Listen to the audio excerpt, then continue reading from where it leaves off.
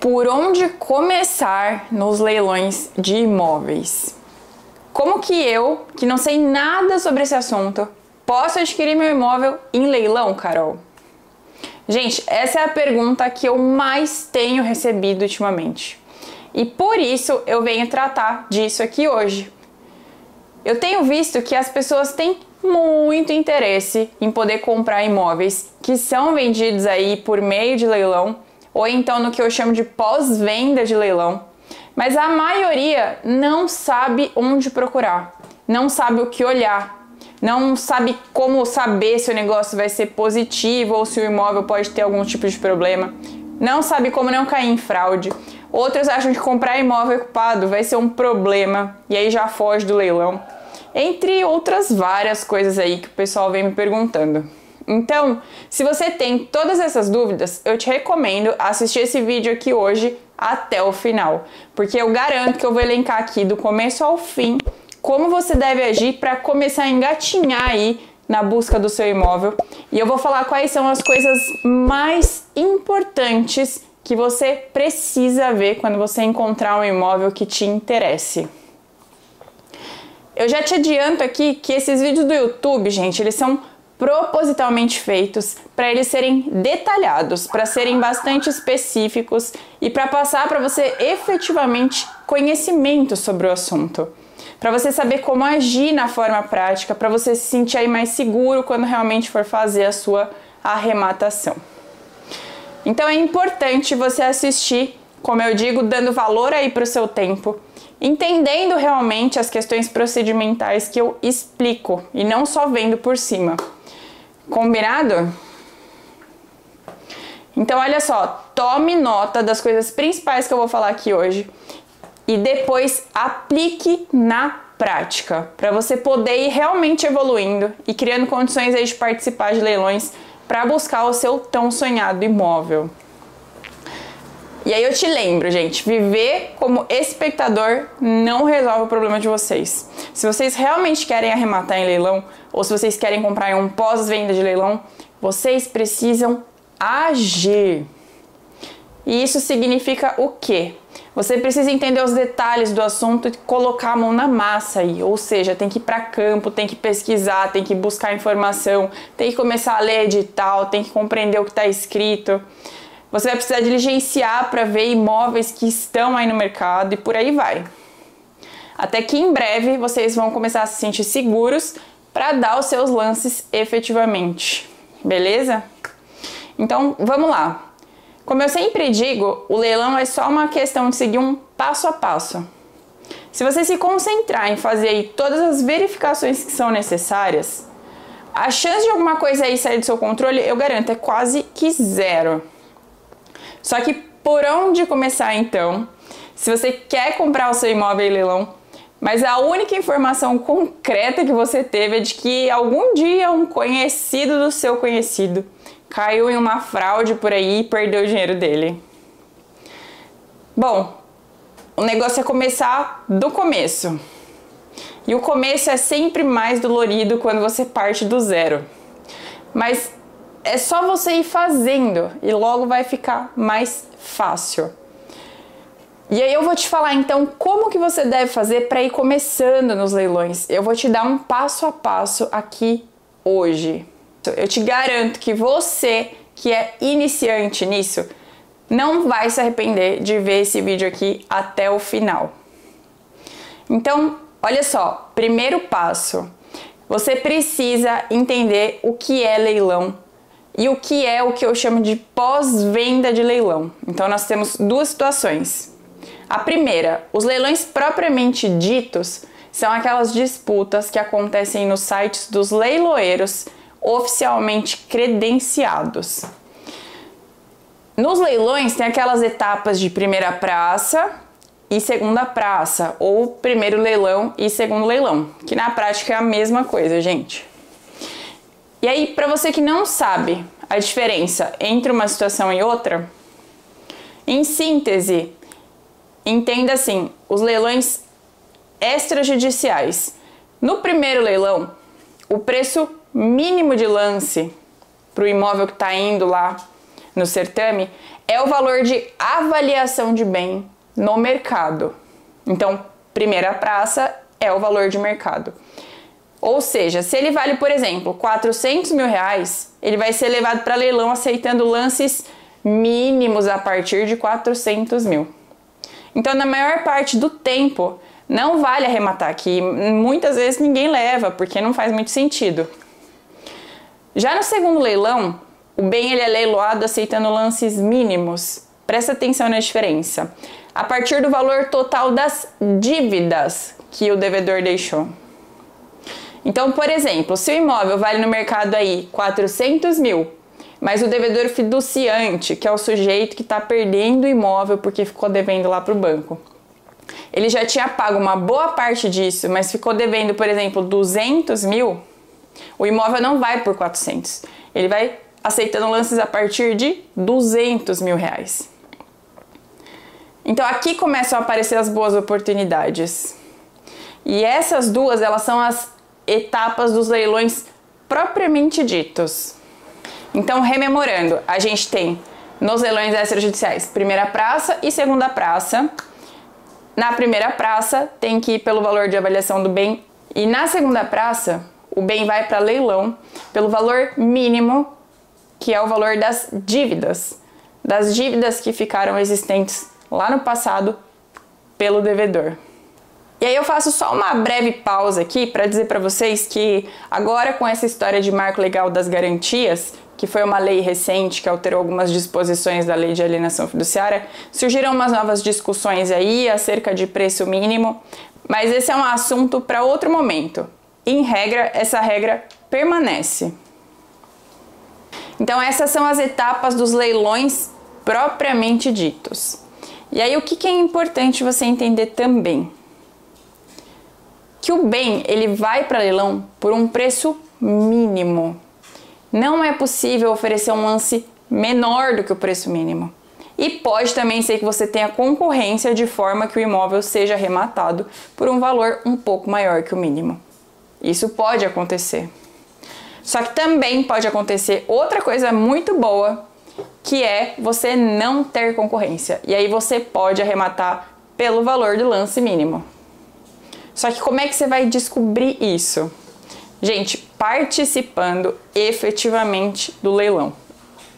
Uma coisa que eu adianto aqui para você, que é iniciante, você precisa tomar nota disso não desista do leilão sem sequer se preparar para participar dele. Eu sei que tem muitos leilões muito concorridos, normal isso, só que isso não pode te impedir de você se preparar para participar efetivamente do leilão. Por que eu tô falando isso? Porque muita gente desiste só por pensar: ai, gente, é tão óbvio que vai ter tanto lance aí nesse bem, tá tão escancarado que eu nem vou perder meu tempo fazendo investigação desse bem. Já descarta de antemão. E novamente, por que eu falo isso? Gente, eu já participei de leilão que o imóvel que era, entre aspas, aí meia boca, e eu achando que ninguém ia participar dele, ali eu tinha certeza de que eu ia ter sucesso. Só que aconteceu totalmente o contrário. Eu fiquei toda animada naquela situação, porque eu tinha certeza. Eu falei, não vai ter ninguém aqui que ia dar certo. Porque o imóvel não era tão bonito, tão moderninho, tão cheio de coisa, igual muitos outros condomínios que eu tinha visto. Só que aí, adivinha? Alguém competiu comigo dando lances que eu tive que parar de dar lance. Se eu continuasse dando lance naquele negócio, não ia ser um bom negócio. E não ia ter valido a pena para mim. Não compensaria ter comprado por leilão. Então o que aconteceu? Eu me iludi achando que por não ser um imóvel tão escancaradamente bom, interessante como outros padrões aí, eu ia ter sucesso ali sem qualquer problema. Por outro lado, gente, eu já adquiri imóvel que eu pensei assim: nossa, esse daqui vai ser impossível arrematar. Porque é tão óbvio que é tão bom que vai ter uma competição aí absurda. E adivinha, eu levei pelo preço mínimo. Então, o meu recado para você que está começando nunca desista antes de você entrar efetivamente para o leilão. Porque você não sabe quem está de olho naquele bem. Você não sabe quais são os interesses das outras pessoas. Então, eu digo, se prepare e vá para o certame. Porque se você não se preparar com antecedência e não tiver nenhum lance, ou se os lances forem super baixos, você vai ficar ali só olhando de espectador, arrependido, garanto, e não vai poder dar o clique do seu lance. Porque você não fez todas as pesquisas com antecedência. Olha só isso. Ir lá e dar o seu lance sem as pesquisas só porque não teve lance é loucura, gente. O leilão não é para tentar sorte. Isso é uma regra muito clara. Você só pode dar seu lance tendo a certeza absoluta de que o imóvel é bom para você. E você só sabe isso como? Fazendo todas as pesquisas prévias. Então, não dá para fazer de última hora só porque não teve lance. Combinado até aqui? E aí, gente, feitas essas observações, vocês precisam entender também o que é que eu chamo de pós-venda de leilão. Eu chamo de pós-venda de leilão aqueles casos em que o imóvel ele não é arrematado lá nos leilões propriamente ditos extrajudiciais, como eu falei, na primeira e na segunda praça, ou primeiro e segundo leilão. Então, se ninguém arrematou nessas duas oportunidades, nem no primeiro e nem no segundo, o que acontece? O banco ele não tem mais obrigação de levar o bem para leilão efetivamente. E aí, como que ele vai vender esse bem para recuperar o dinheiro dele? Ele começa a fazer uso de ferramentas diversas aí que ele pode adotar, e são formas diferentes dos leilões para vender esses bens. Então, muitas vezes, os bancos, eles levam para vendas que se chamam, por exemplo, licitação aberta, que seria um terceiro leilão, venda direta online. A Caixa Econômica, por exemplo, ela usa muitos termos: licitação aberta, concorrência pública, venda online e venda direta online. Então, anota, porque você vai se deparar com esses termos quando você for olhar a lista de imóveis disponíveis.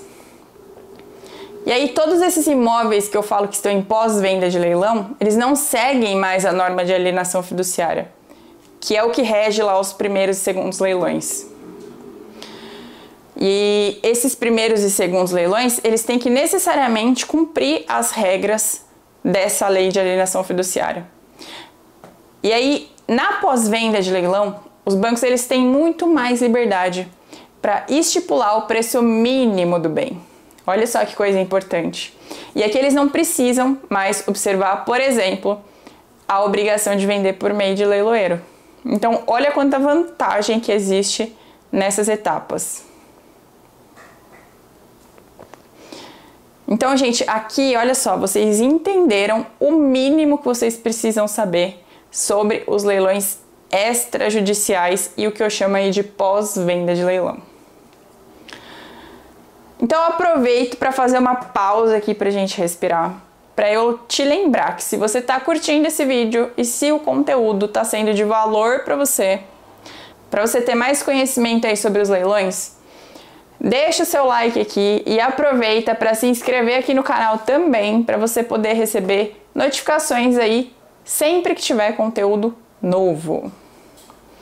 E deixa o seu comentário também, porque aí eu vou saber que eu tô indo no caminho certo, que eu tô atendendo aí as suas expectativas, que eu tô tratando do assunto de uma forma que te agregue realmente alguma coisa de valor. E se você tiver dúvidas ou sugestões, como eu sempre falo, me manda aqui, porque os próximos vídeos eles podem ser baseados nas coisas que de repente você quer saber. Igual esse vídeo que eu tô gravando hoje. Então, feita essa pausa, vamos aí para o segundo passo que você precisa dar. Para você começar a colocar a mão na massa efetivamente, você precisa começar a localizar leilões de verdade. Você precisa começar a pesquisar leilões que estão em andamento. E aqui eu faço mais uma observação. Hoje em dia, gente, é tudo online. Antigamente, os leilões eram feitos naqueles auditórios, com gente levantando plaquinha em dia e hora marcada, aquela cena toda. E agora não, agora é tudo muito mais fácil, facilitou demais a nossa vida. E raros são os leilões que são presenciais ou que são chamados de híbridos, que são aqueles que são meio a meio, sabe?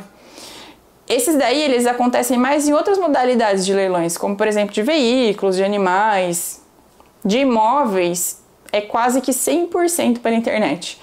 E isso daí facilita muito a sua vida de iniciante.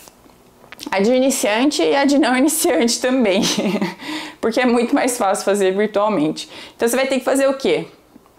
Você precisa tirar um tempo aí para gastar seu clique, para você conseguir encontrar uma oportunidade. Aliás, encontrar oportunidades nesse momento, porque você vai estar começando a entender esse mercado, como que as oportunidades surgem e de que você precisa ir se ambientalizando aí, eu diria. Lembrando que aqui você vai estar vendo pela primeira vez leilões de verdade. Então o que eu já te adianto? Não se empolga achando que já é a oportunidade da sua vida. Vá com os olhos de quem está começando a entender, de quem está começando a ter noção e que você realmente precisa compreender tudo que tem ali por trás daqueles imóveis para poder efetivamente comprar. Então, para você que quer ir pelo caminho dos leilões aí extrajudiciais, ou seja, aqueles que são realizados na maior parte do tempo por bancos, é mais fácil ter mais segurança nessa etapa aqui de pesquisa de imóveis. Só lembrando aqui, para quem não está muito ainda acostumado com os termos, que os leilões judiciais são aqueles realizados pela justiça, por meio de um processo judicial, ou seja, tem um juiz por trás, tem regras mais complexas, etc. Já os extrajudiciais, que é o que eu trato aqui, eles independem de processos judiciais, eles não dependem de processos judiciais. Os próprios bancos, que são aí os credores, eles resolvem tudo por fora do judiciário. Olha só, não tem envolvimento. E somente nos extrajudiciais é que você consegue achar oportunidades para financiar. E consegue também achar oportunidades que você consegue arrematar dando só 5% de entrada. E por que então que eu falei que é mais fácil ter mais segurança nessa etapa se você está procurando nos leilões extrajudiciais? Presta atenção, os próprios bancos, eles já indicam os sites dos leiloeiros que eles escolheram. Olha que facilidade! Então a chance de você cair em um site fraudulento, se você estiver procurando direto no site do banco, do credor, é zero. É zero. Então procure sempre na fonte. Isso é importante porque você acha que, por exemplo, o Santander, o Itaú, a Caixa, todos esses bancos, eles vão divulgar o site de um leiloeiro falso? Que eu sei que é o receio de muita gente. É claro que não, né, gente? Eles não vão se expor a uma situação dessa, considerando o tamanho dessas instituições. Então é por isso que eu falo que nessa etapa você comprar aí a sua casa em um leilão extrajudicial já é muito mais fácil. E aí, para ter certeza, consulta a inscrição do leiloeiro na junta comercial. Assim é zero a probabilidade de você cair em uma fraude. Então anota isso para você nunca esquecer de fazer isso, porque é muito importante. Eu sei que é uma coisa simples para muita gente, mas 99% das pessoas ainda não sabem disso e caem em sites falsos. E aí depois essas pessoas saem falando mal aí de leilão, porque elas não fizeram o mínimo do básico. E aí, feito isso, depois de você gastar umas horas aí, e são horas de verdade para você entender, revirando sites, entendendo o básico, aí você vai poder ir para o passo 3 e começar a levantar a documentação relativa ao imóvel. Os documentos mais importantes que você precisa olhar são, grava esses nomes, olha, matrícula atualizada do imóvel e adivinha? Edital.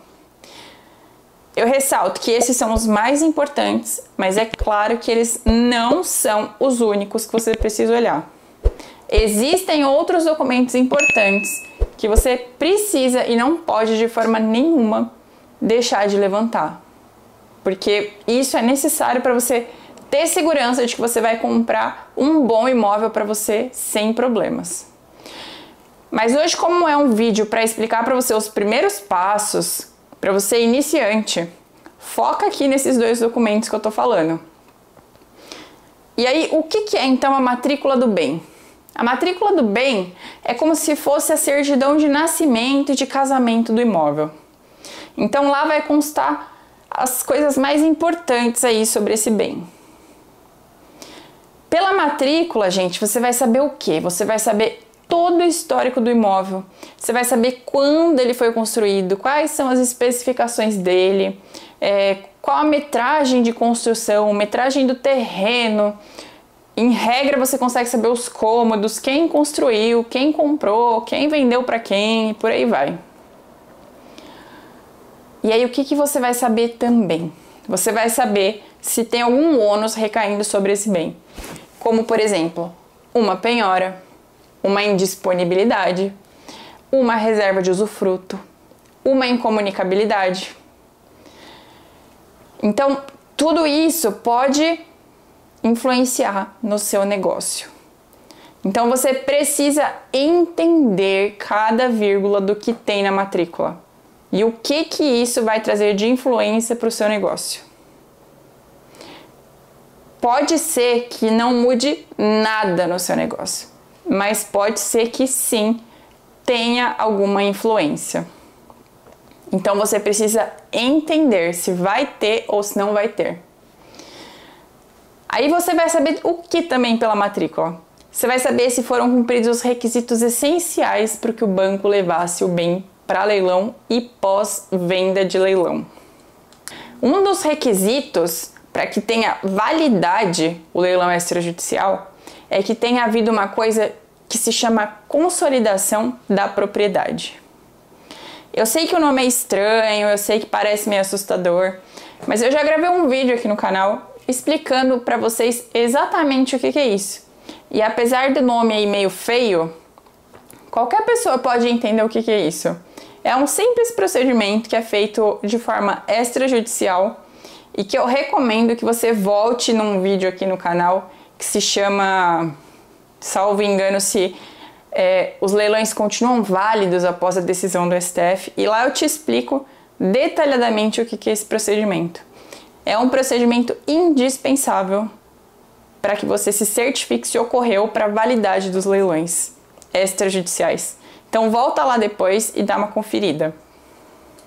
Então, voltando, tudo que tem na matrícula é muito importante para você. E aí, eu já sei que quando você for ler a primeira vez, vai parecer um bichão de 20 cabeças. Mas você não pode se assustar aí e já largar a mão da sua pretensão.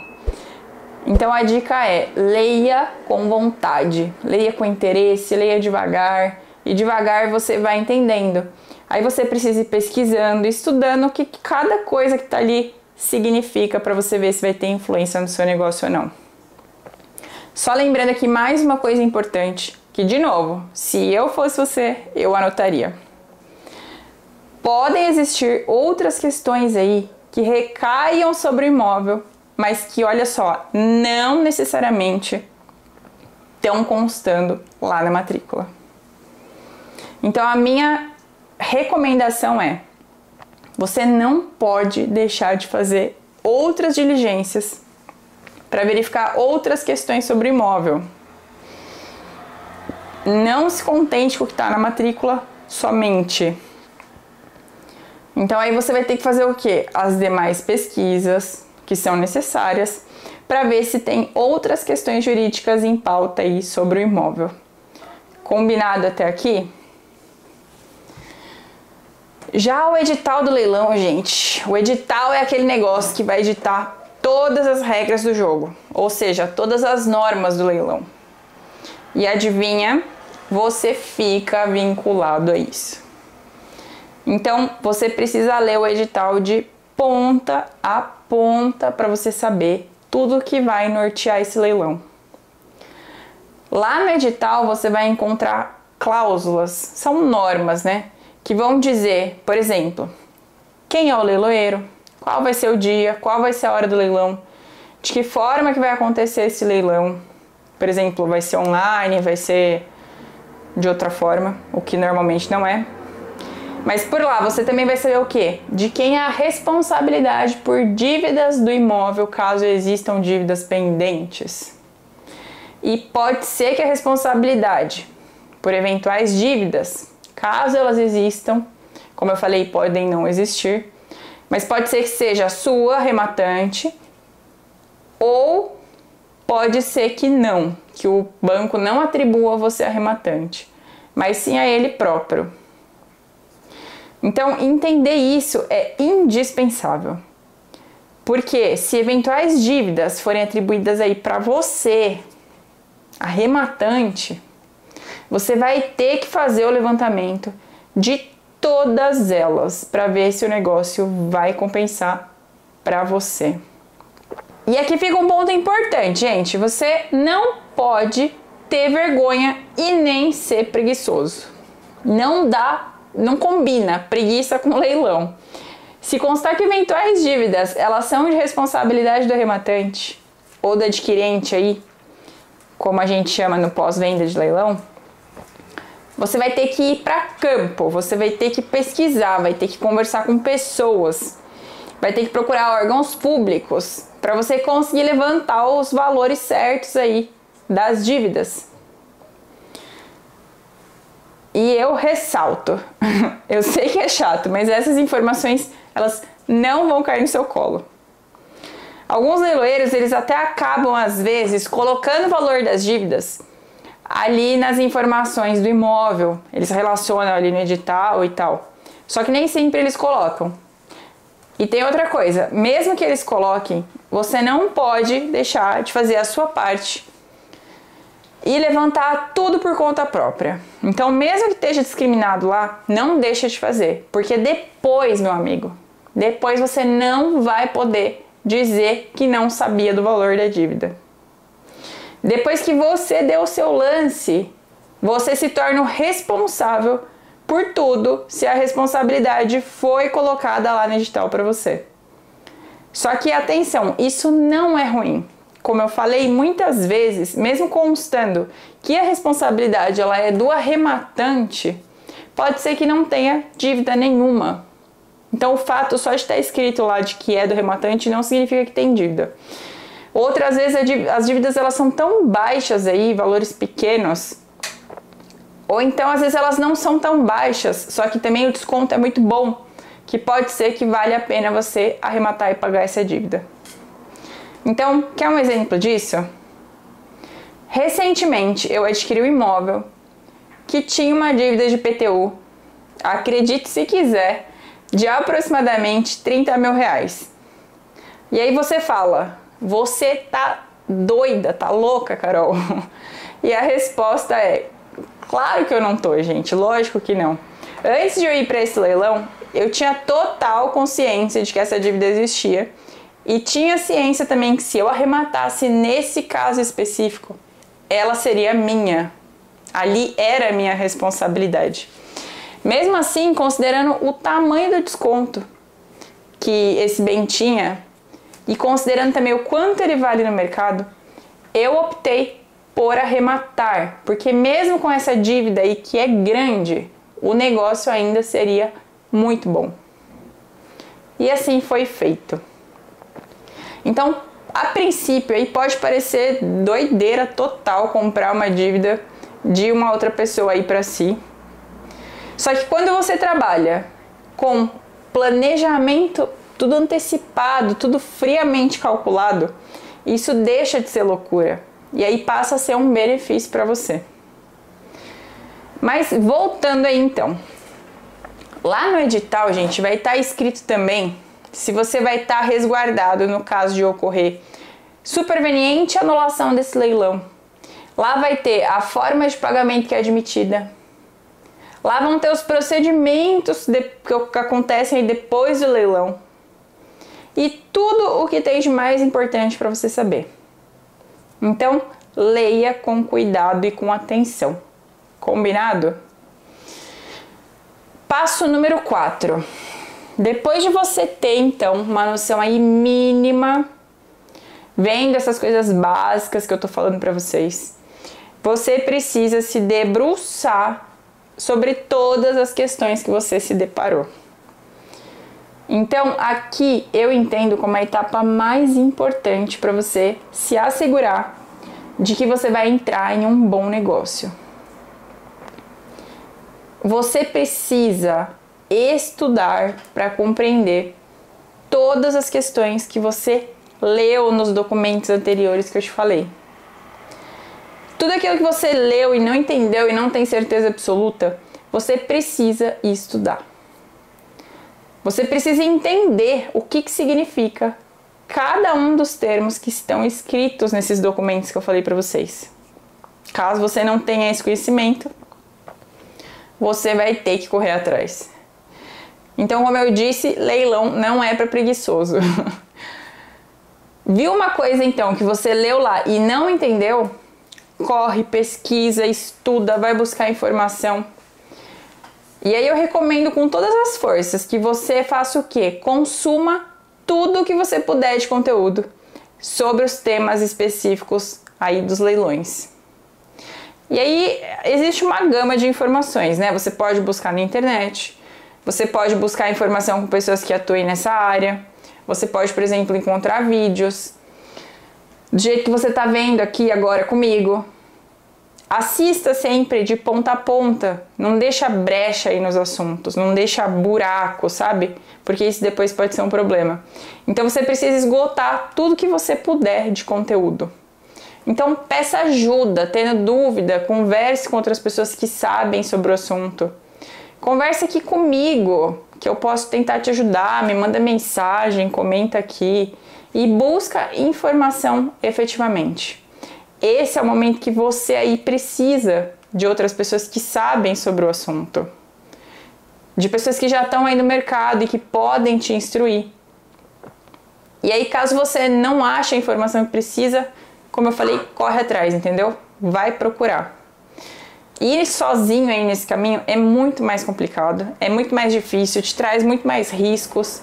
Enfim, seja aberto a ouvir o que as pessoas que já atuam têm a dizer e não desiste. Esteja aberto sempre a perguntar, sem ter vergonha, sem ter receio, qualquer coisa assim. E devagar você vai aprendendo. Então não participe no risco, mas sim tente certeza de que você está fazendo uma boa coisa, um bom negócio. Porque leilão não é para ter surpresa depois, você precisa estar preparado. Então foca aqui, gente, foca em estudar, em compreender tudo, entender todos os termos e tudo que envolve aí os leilões.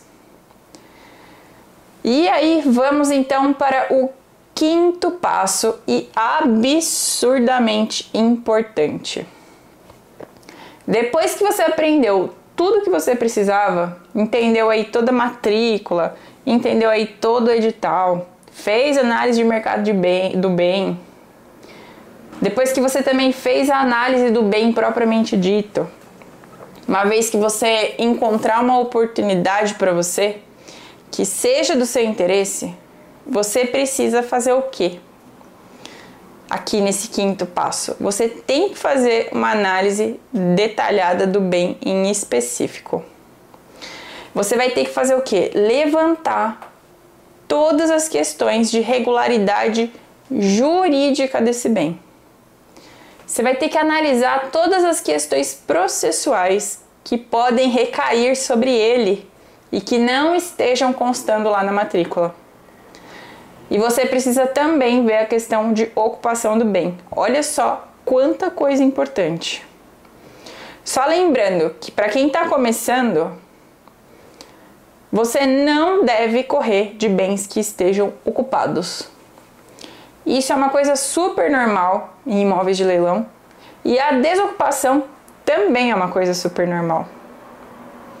Eu vou postar um vídeo aqui, em alguns dias, em breve, sobre a desocupação. E aí você vai entender o porquê isso não é um problema para você que quer arrematar o seu imóvel aí nos leilões. Como esse é um assunto longo e que realmente preocupa muita gente na prática, eu vou tratar em outra oportunidade com mais tranquilidade. Eu só ressalto, te adiantando, não fuja de um leilão por conta disso. Então, voltando ao que nos importa aqui nesse passo. Essa análise aqui do quinto passo inclui verificar, por exemplo, questões paralelas que vão influenciar aí no seu negócio. Você vai verificar se tem ações pendentes que podem travar o seu negócio. E vai também verificar todas as outras questões que possam ter reflexo aí na sua arrematação. Então, olha, nunca deixe de fazer essa etapa aqui que eu tô te falando.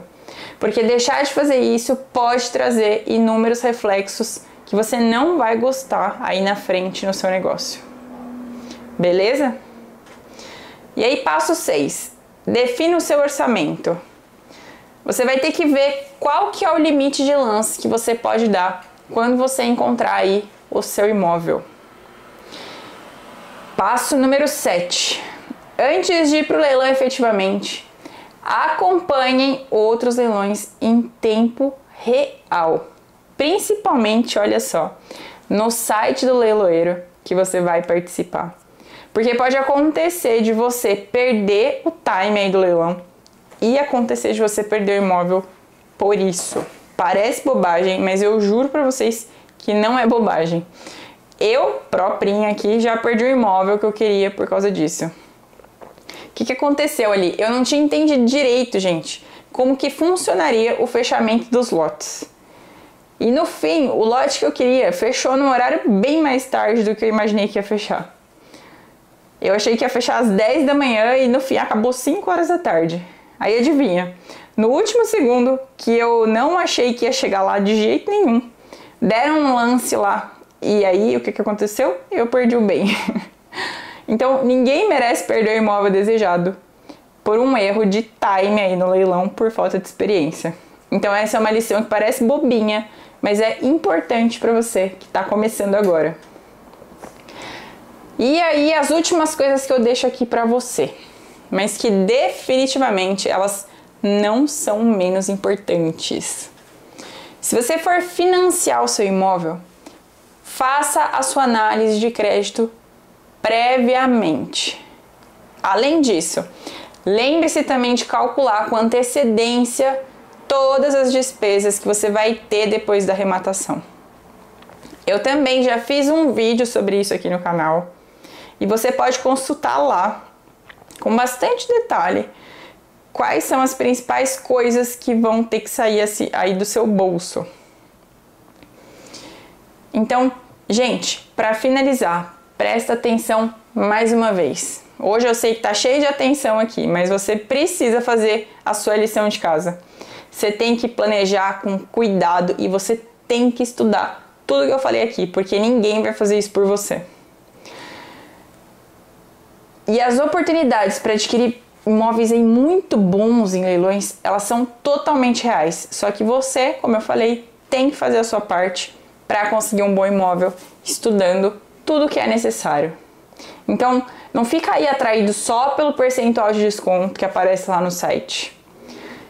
Faça tudo muito bem feito para o resultado, para você ser realmente bom, para você realmente conseguir comprar aí a sua casa com vantagens verdadeiras. Combinado, gente? Então eu aproveito para lembrar você que se você está curtindo esse vídeo e se o conteúdo que eu falei aqui hoje te ajudou a como realmente começar aí nos leilões, deixa o seu like aqui e aproveita para você se inscrever aqui no canal. E assim você consegue fazer o quê? Você consegue acompanhar as novidades, você consegue aprender mais sobre o assunto e vai melhorando aí para conseguir comprar a sua casa efetivamente dentro de um leilão. E deixa o seu comentário também, pode ser tirando suas dúvidas, pode ser deixando aí as suas impressões sobre o vídeo, sobre o conteúdo que foi exposto aqui para você, ou pode ser falando sobre o que você quiser também, tá bom? E eu deixo aqui também o meu Instagram na legenda para vocês, porque sempre tenho postado coisas lá do dia a dia que eu tenho feito na prática relacionada a isso, além de outras informações que te interessam e às vezes não vem aqui pro YouTube e pro Facebook. Então eu fecho por aqui e até o próximo vídeo.